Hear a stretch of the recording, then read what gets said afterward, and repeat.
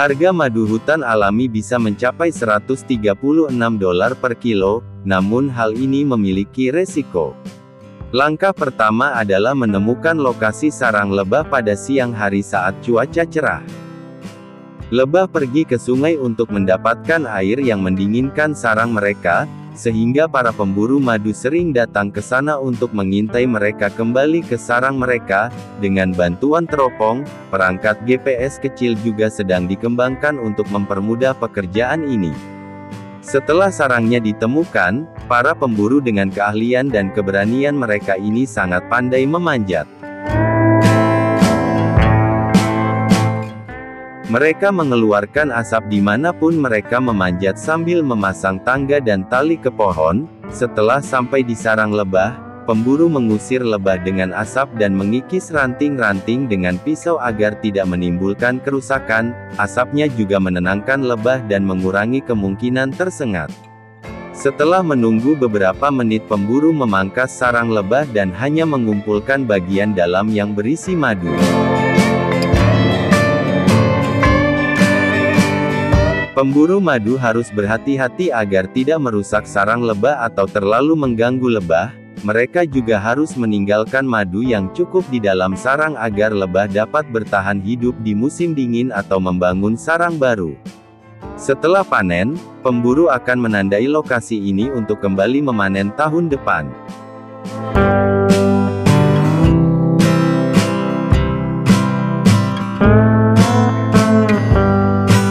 Madu ini disebut madu gila karena bunga yang menjadi sumber nektar lebah dapat menyebabkan halusinasi dan letaknya ribuan kaki di puncak pegunungan Himalaya. Berkat tradisi berburu madu yang gila selama ribuan tahun, hanya desa di Nepal ini yang tahu cara memanen dan mereka hanya menggunakan tangga bambu dan tali.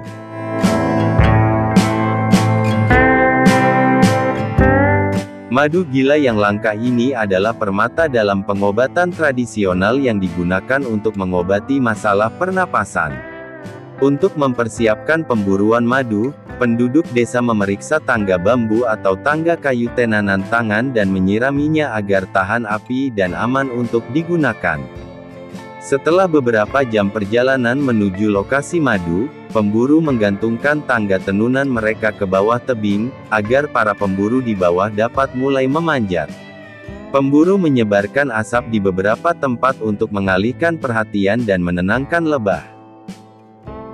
Hanya satu langkah yang salah maka mereka bisa terjatuh dari ketinggian hampir 900 atau 800 kaki. Ketika mereka mencapai ketinggian yang cukup untuk memanen madu, mereka cukup mengkaitkan tali untuk mengamankan dirinya dan itulah satu-satunya tali pengamannya saat dia menjangkau sarang lebah.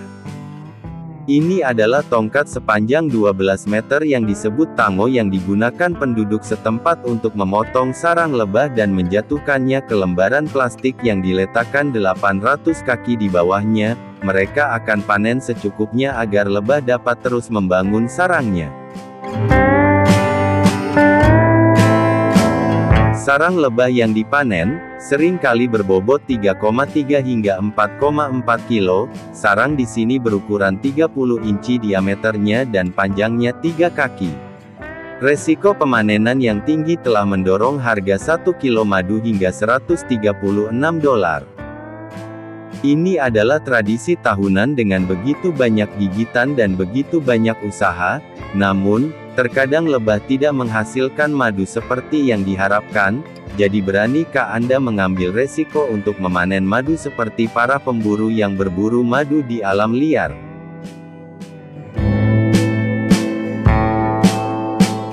Berbeda halnya dengan madu yang dibudidayakan, peternak lebah memakai alat pelindung diri dan menggunakan asap. Saat mendekati koloni lebah, mereka kemudian menggoyangkan bingkai di dalam kotak untuk mengusir lebah. Peternakan lebah biasanya memilih bingkai di dalam sarang yang berisi madu dan setidaknya 75% telah ditutupi oleh lebah. Sarang lebah yang kosong juga dimasukkan kembali ke dalam kotak setelah dipanen.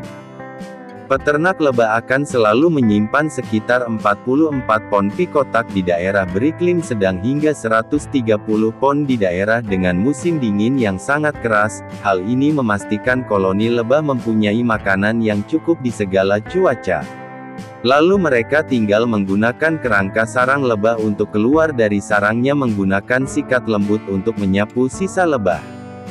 Kera kecil biasanya menghasilkan 100 hingga 300 koloni lebah, sedangkan yang besar bisa mencapai sebanyak 5.000 koloni lebah. Kotak tersebut memiliki 7 hingga 10 bingkai sarang lebah. Saat panen bingkai ini seringkali dimasukkan ke dalam wadah untuk mengambil madu. Metode sentrifugal ini memungkinkan larva untuk tetap berada di dalam sarang lebah dan terus berkembang secara normal. Sebelum memasang kembali bingkai-bingkai tersebut ke dalam kotak yang dikikis oleh pekerja, lilin lebah untuk membuat berbagai produk madu lainnya.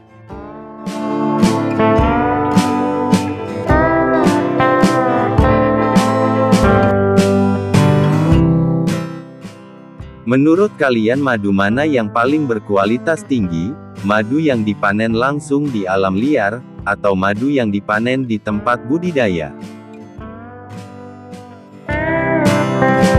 Di China, para peternak beternak ayam dengan sistem free range di lereng bukit dengan ketinggian 800 hingga 15.000 meter di atas permukaan laut.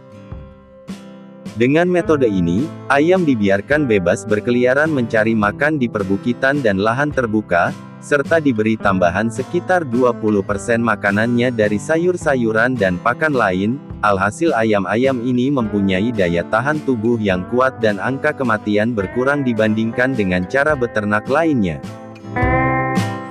Walaupun produksi telurnya hanya berkisar 80 hingga 120 butir per tahun untuk per ekornya, telur ini banyak dicari karena rasanya yang unggul dan kadar asam lemak omega 3 dan vitamin yang lebih tinggi dibandingkan dengan telur ayam yang dikurung. Beternak ayam di alam terbuka memberikan manfaat ganda. Peternak tidak hanya akan memanen telur berkualitas tinggi tetapi juga kotoran ayam memberikan nutrisi pada tanaman di sekitarnya. Mereka tumbuh 2 kali lebih cepat dari biasanya. Selain itu orang China juga telah menemukan cara kreatif beternak ayam di gua-gua gunung, daripada membangun tempat berlindung bagi ayam-ayam tersebut. Mereka menggali lubang-lubang dengan ukuran yang sesuai di sisi gunung, untuk digunakan sebagai tempat bersarang dan lahan utama. Model ini memungkinkan petani untuk memanen telur dengan lebih mudah, karena ayam akan bertelur langsung di dalam lubang, menghemat waktu peternakan untuk mengumpulkan telur di seluruh perbukitan seperti pada model ayam kampung yang telah saya sebutkan sebelumnya. Namun karena terbatasnya area yang tersedia untuk menggali lubang, peternak biasanya hanya ras dalam kelompok kecil yang terdiri dari kurang dari 200 ekor ayam. Peternakan ayam tanpa kandang di padang rumput menjadi sangat populer di seluruh dunia. Ini adalah model peternakan lain di Australia, di mana para peternak berusaha untuk menciptakan kondisi kehidupan yang paling alami bagi ayam. Ayam bertelur di dalam kontainer yang sudah dimodifikasi dan kemudian dikumpulkan secara manual seperti ini. Skala peternakan ayam ini bisa mencapai hingga 300 hektar sehingga diperlukan sistem kamera langsung. Di siang hari ayam diperbolehkan berkeliaran dengan bebas. Para peternak telah membangun sistem otomatis untuk menyediakan makanan dan air bagi ayam, namun mereka juga dapat dengan bebas mencari makan di dalam kandang. Padang rumput yang luas ayam metode kontainer ini dirancang untuk dipindahkan kemanapun di padang rumput, memastikan ayam selalu berada di rumput segar dan tidak berpengaruh oleh bakteri dari kotorannya. Selain itu, hal ini memungkinkan rumput beregenerasi, mencegah makan berlebihan atau kerusakan dari ayam yang diletakkan. Ayam rata-rata menghasilkan 180 hingga 220 butir telur setiap tahunnya. Kualitas telur dari ayam kampung lebih tinggi. Ini adalah metode peternakan ayam lebih manusiawi yang disukai lebih dari 70% orang di Australia karena telurnya di Eropa. Selama beberapa tahun terakhir, produksi telur dari model ini telah meningkat dari 10% menjadi lebih dari 50%.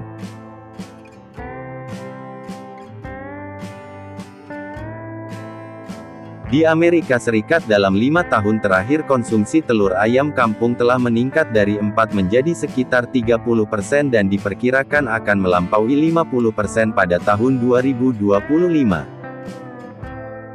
Telur segar setelah dikumpulkan diangkut ke pabrik untuk diolah dicuci terlebih dahulu dan dibersihkan dengan air jet sebelum dikeringkan. Selanjutnya pekerja menyortir berdasarkan ukuran dan membuang telur yang rusak, terus didesinfeksi dengan sinar ultraviolet kemudian mesin akan menyortir telur dan dimasukkan ke dalam kotak yang sudah disiapkan. Telur tersebut kemudian dikemas dan didistribusikan untuk dikonsumsi.